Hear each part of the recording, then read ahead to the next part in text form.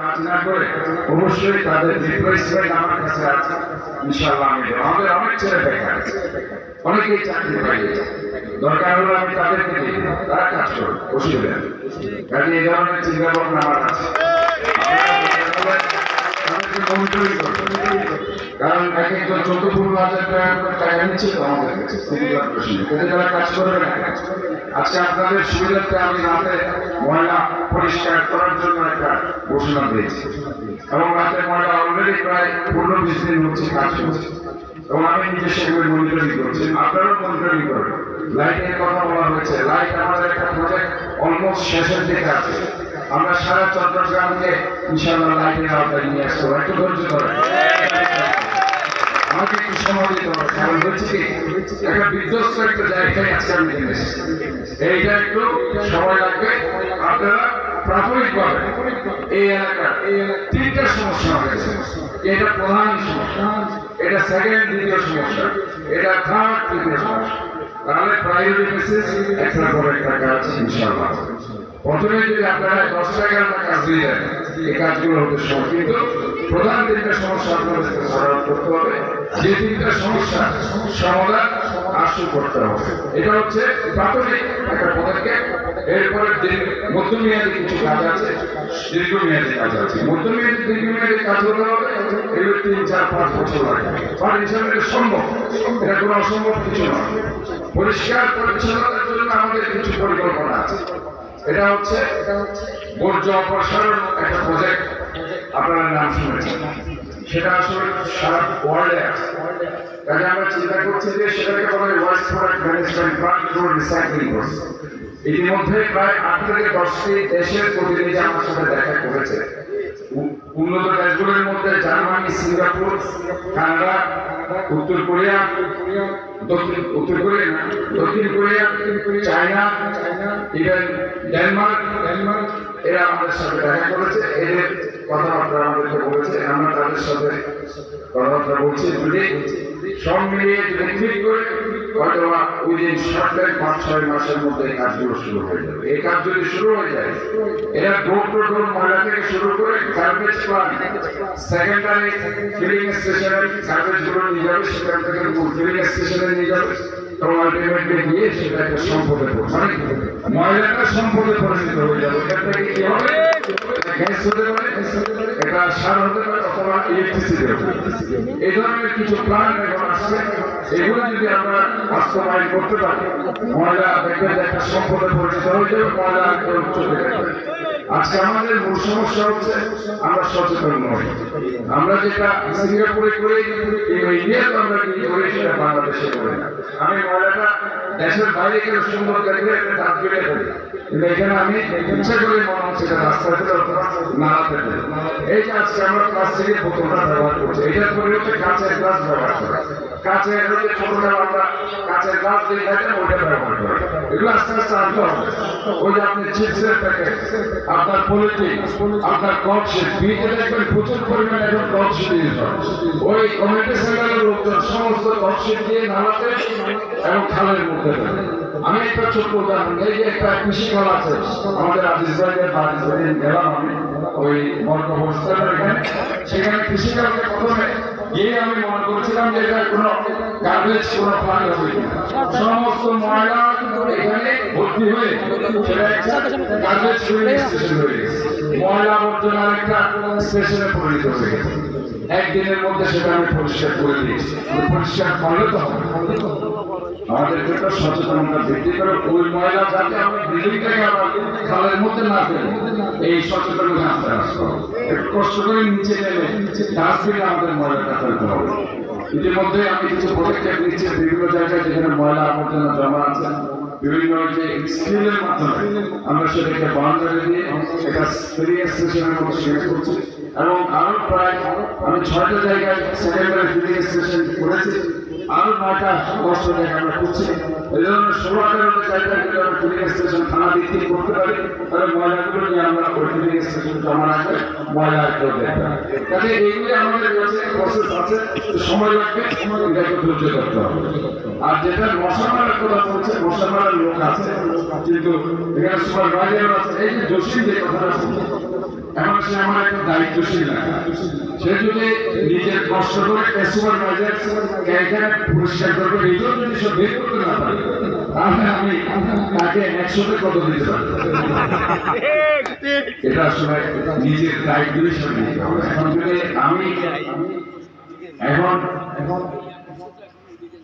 না যেটাই হোক, আমাকে তো সুপারভাইজারের সাথে কথা বলতে হবে, আমাকে পরিচ্ছন্ন কর্মকর্তার সাথে কথা বলতে হবে। কারণ আপনাদের এখন গণশক্তি হচ্ছে চট্টগ্রাম সিটি কর্পোরেশনের মেয়র বিএনপির সভাপতি ছিল। আমাদের তো দুর্ঘটনা আছে, আপনি বলতে পারেন যে আমরা চাকরি চলে যায়, এই কথাটা বললে তো সে ভয় হলেও কাজ করবে, কারণ শুধু বেতন দিচ্ছে, এটার জন্য তো তাকে বেতন দেওয়া হচ্ছে। তাহলে আমার মনে হয় এই জিনিসগুলো আমার নিজের থেকে করা উচিত। যেমন মাহবুবাই করছে, অথবা অনেকেই করছে, অপরাবাই করছে, মুসলিমের বাড়ি ডাকতেছে। আপনারা তৃণমূল পর্যায়ে যারা আছে তারাও ডাকবে, তারাও ডেকে জিজ্ঞেস করবে যে এটা পরিষ্কার করতেছে না কেন, পরিষ্কার না করলে তো আমি তোমার ব্যাপারে কমপ্লেন করবো।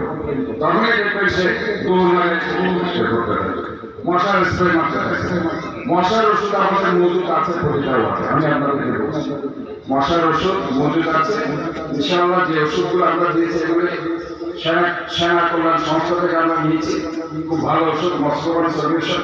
এবং ডেঙ্গু যে কথা বলছে, গত 10 দিনে চট্টগ্রামের ডেঙ্গুতে কিন্তু কোনো ইনশাআল্লাহ লোক মারা যায়নি, মর্টালিটি এটা আপনি দেখেন স্ট্যাটিস্টিক্সে। এবং ডেঙ্গুর এখন সমস্যা হবে, এখন যে সমস্যা হবে সেটা হচ্ছে কিউলেক্স মশা। কিউলেক্স মশা কিন্তু মানুষকে কামড়াবে, ডিস্টার্ব করবে। ওই ধরনের কোনো সিভিয়ার কোনো রোগ হলে কিন্তু ওই যে একটা কামড়াকামড়ি সাউন্ড, এটাতে আসলে মানুষ বিরক্ত বোধ করে। ওই জন্য আপনারা মশার স্প্রে ছিটানোর জন্য আমাদের যে লোকগুলো আছে তাদেরকে একটু বলবেন। প্রয়োজন অন্য যে আমাদের বেশি লোক আছে সেখান থেকে আমরা 10-15-20 জন এখানে যোগ করে দিয়ে সেটা আমরা আপনাদের কাজের করে দিতে পারবো। এটা নিয়ে চিন্তা করবেন না, তবে জিনিসগুলো আপনাদেরকে মনিটরিং করতে হবে। যেহেতু আপনারা আমার দল করেন, আমাদের দল করেন, কাজে অন্তত পক্ষে আপনাদের সাথে আপনারা অন্তত পক্ষে কাজগুলো করলে আমি খুবই উপকৃত হবো, আমার খুব ভালো লাগবে। আর আপনাদেরকে আরেকটি কথা বলতে চাই যে ডেঙ্গুর জন্য যে NS1 ইন্টিজেন্স টেস্টটা করা হয় সেটা সিটি কর্পোরেশনের পক্ষ থেকে ওই যে আমাদের একটা বিল্ডিং আছে যেটা ওই যে এই আলকরণে সাজানোর পাশে, সেটাতে হ্যাঁ হসপিটাল খুলতে সেটা আপনারা ফ্রি অফ কস্ট বিনামূল্যে এই টেস্ট আপনি করাতে পারবেন। এটা আমরা বলে দিয়েছি, কোনো টাকা লাগবে না, এটা বাইরে করতে 600 টাকা লাগবে, এটা একদম বিনামূল্যে আপনি সেটা করতে পারবেন।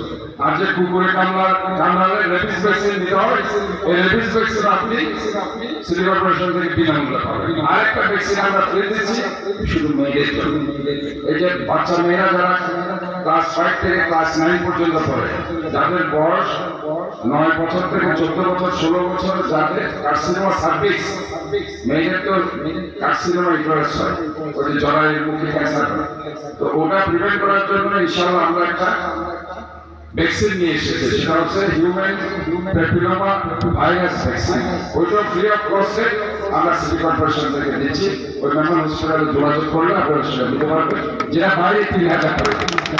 তাহলে এই জিনিসগুলো কিন্তু আমরা দিচ্ছি, এগুলো কিন্তু মানুষ জানে না। স্কুলে কিন্তু দেওয়া হচ্ছে, আমি প্রতিটা স্কুল মনিটরিং করেছি, মেয়েদের এবং মেয়েদেরকে সেটা দেওয়া হচ্ছে। আপনাদের যদি কোনো বাচ্চা থেকে, মেয়ে বাচ্চা অথবা আত্মীয়স্বজন থেকে, তাদেরকেও বলবেন যদি ভ্যাকসিনটা না দেয় ভ্যাকসিনটা দিয়ে দিতে। এটা খুবই দরকারি।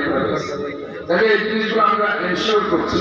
আমার একটা পরিকল্পনা আছে একটা কিডনি ডায়ালিসিস সেন্টার করা, যাতে কম খরচে রোগীরা সেখানে ডায়ালিসিস করতে পারে। এটাও মেমন হসপিটালে ইনশাআল্লাহ হয়ে যাবে, সেটা অলরেডি আমরা কাজ শুরু করেছি। কাজে কাজ করছে, কাজ হবে, একটু ধৈর্য ধরতে হবে। যেহেতু মাত্র 20 থেকে 25 দিন আমি দায়িত্ব নিয়েছি। দায়িত্ব নেওয়ার পরে এখানে ধরেন আমাদের বিভিন্ন পার্ক ছিল, এই যে বিপ্লব উদ্যানের মধ্যে কমার্শিয়াল একটা স্পেস করেছে, সেগুলো ভেঙে দিয়েছি। ভেঙে দিয়ে একটা গ্রিন পার্ক আমরা করবো ইনশাআল্লাহ। এবং শহীদ জিয়ার যে সেখানে আই রিভোল্ট বলে মুক্তিযুদ্ধের সূচনা করেছিল, ওই ইতিহাসগুলো সেখানে থাকে, যাতে পরবর্তী জেনারেশন এই সম্বন্ধে জানতে পারে। কাজে এই কার্যক্রম আমরা করছি। আপনাদেরকে শুধু এটুকুই বলবো, আপনাদের যে প্রধান সমস্যা, এই সমস্যাগুলো আমাদেরকে বলবেন। আর প্রয়োজন আমাদের যে লিফলেট আছে ডেঙ্গুর পরিষ্কার পরিচ্ছন্নতার জন্য, ওই লিফলেট গুলো আপনারা দিতে থাকবেন। তবে আপনারাই নিশ্চিত করবেন যে ভাই ময়লাটা তুমি নালাতে ফেলো না, চিপসের প্যাকেটটা নালাতে ফেলো না, পলিথিনটা নালাতে ফেলো না, বক্সিটটা নালাতে ফেলো না, ফেললে ওটা অ্যাবজর্ব হয় না। পলিথিন, বক্সিট, চিপসের প্যাকেট কিংবা বোতল, প্লাস্টিকের বোতল এগুলি পানিতে অ্যাবজর্ব হয় না, যার কারণে জলাবদ্ধতার মূল কারণ। আপনাদের জন্য একটা সুসংবাদ দিচ্ছে, ওই বাড়ি পাড়ার যে খালটি সেটা প্রায় শেষের দিকে, সেটা যদি হয়ে যায় ইনশাআল্লাহ জলাবদ্ধতা এই এলাকায় অনেকাংশে কমে যাবে। এটা প্রায় এখানে আপনাদের খেয়াল রাখতে হবে, অনেক চাঁদাবাজ সন্ত্রাসীরা অনেক সময় কাজ করতে দেয় না ঠিকাদারদের, আপনারা সেটা একটু সতর্ক থাকবেন। কেউ যদি বাধা দেন আপনারা তাদেরকে সেখানে ওই বাধার মুখে আপনারা প্রতিবাদ করবেন, প্রয়োজন তাদেরকে আইনের আওতায় নিয়ে আসবেন। তো পূর্ববাদ বিরোধীদের বেশি শোনা যাচ্ছে, দোষী বৈধপত্র তোমার এলাকাতে বেশি শোনা যাচ্ছে, কাজে এগুলি যাতে আমরা না শুনি এবং সেখানে তোমরা শক্ত হাতে জমা করো। আরেকটা ব্যাপার আমি বলতে চাই, সেটি হচ্ছে যে আমরা একটা সুন্দর শহরের একটা পরিকল্পনা করেছি। এটা একটা পরিকল্পনা আস্তে আস্তে হবে, যেমন এই যে আপনারা উপরে বিভিন্ন ডিশের লাইন যাচ্ছে, বিভিন্ন ইন্টারনেটের লাইন যাচ্ছে, আমরা এটা খুব দ্রুত করছি যাতে একটা মাটির নিচে ক্যাবেলগুলো চলবে, ক্যাবেল লাইন, তাহলে পুরো শহরটাকে জঞ্জাল মুক্ত মনে হবে। এটা একটা স্মার্ট সিটি যেটা আমরা বলছি। তাহলে এই পরিকল্পনাগুলো আমরা নিই, যেগুলো সময় লাগলো হয়ে যাবে, কারণ অলমোস্ট এগুলোর সাথে আমি বৈঠক করছি। আমি অলরেডি আপনারা জানেন আলজেরিয়ার রাষ্ট্রপতি ইতিমধ্যে এসেছে, দক্ষিণ কোরিয়ার রাষ্ট্রপতি 2 দিন পরে আসবে, চায়নার রাষ্ট্রপতি আসবে। কাজে এখানে কিন্তু এখন আগে যেরকম আসলে এখন আসছে, আমি ইনভাইট করতেছি সবাইকে, আমি রিকোয়েস্ট করতেছি চট্টগ্রামে ইনভেস্ট করার জন্য, কারণ চট্টগ্রামে ইনভেস্ট করার জন্য সবাই রেডি আছে, আমাদেরকে শুধু একটা ইনফ্রাস্ট্রাকচার রেডি করে দিতে হবে, তাহলে দেখবেন এখানে ইনভেস্ট করবে। কাজে একটু ধৈর্য ধরে ইনশাআল্লাহ আমি যথেষ্ট চেষ্টা করছি। আমি ইভেন রাতের বেলাতেও বের হয়ে দেখি কাজ চলছে কিনা, আপনারাও একটু দেখবেন ঠিক মতো তারা কাজ করছে, কারণ এই শহরটা শুধু আমার একার শহর নয়, এই শহরটা আমাদের সবার, আমরা সবাই মিলে একটি সুন্দর green city, healthy city Bangladesh নয় সাউথ এশিয়ার মানুষকে উপহার দিব। ধন্যবাদ। আমি আসলে এখানে সবাইকার সময় দেরি হয়ে গেছে, আমাদের দাওয়াতও আছে। আমি আন্তরিকভাবে আপনাদের ধন্যবাদ জানাচ্ছি। আন্দোলন সংগ্রামে 41টা ওয়ার্ডের কথা বলি, এই ওয়ার্ড হচ্ছে বিএনপির কাঠি ওয়ার্ড। এখানে প্রায় 70-80% লোক বিএনপির পক্ষে ভোট দেয়, যদিও স্বৈরাচারী সরকার তাদেরকে ভোটের অধিকার নষ্ট করে দিয়েছে, কিন্তু এবার যদি ভোটের অধিকার প্রতিষ্ঠিত হয় ইনশাআল্লাহ দেখা যাবে যে আগের মতোই এই ওয়ার্ডের সর্বাধিক ভোটে বিএনপির প্রার্থীকে নির্বাচিত করেছে। ধন্যবাদ।